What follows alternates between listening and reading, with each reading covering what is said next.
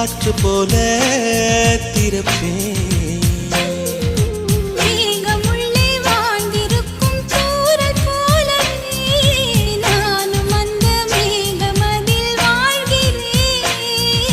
காற்றழுத்தம் போல வந்து நானும் உன்னைதான் முத்தமிட்டு முத்தமிட்டு போகிறேன்.